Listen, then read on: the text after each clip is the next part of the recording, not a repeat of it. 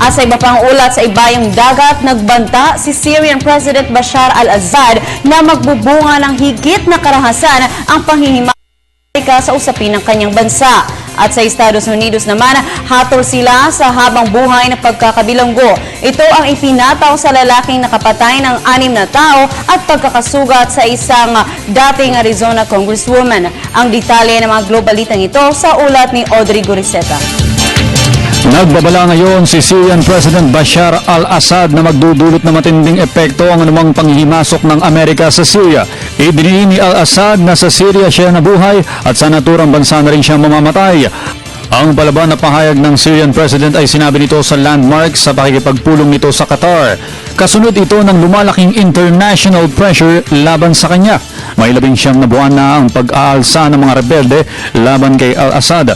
Ibinasura rin ni Assad ang panukala ni British Prime Minister David Cameron. Ito ay para sa safe exit at foreign exile kay Assad na nag-aral ng matagal na panahon sa London. Humarap at sinaksihan ni dating Arizona Congresswoman Gabrielle Giffords ang pagpapataw ng hatol ng federal court sa lalaking nagtangkang pumatay sa kanya.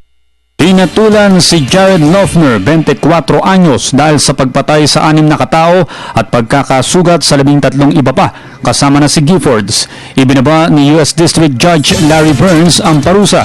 Magugunitang sa pamamaril ni Loughner noong January 8, 2011, nagtamo ng sugat sa ulo si Giffords na naging sanhi upang mahirapan na siyang magsalita at maparalisa ang kanyang kanang braso. Para sa Telebisyon ng Bayan, Audrey Goriseta.